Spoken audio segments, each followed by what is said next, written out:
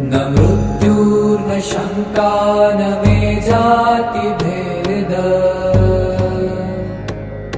पिता नैव मे नैव माता न जन्म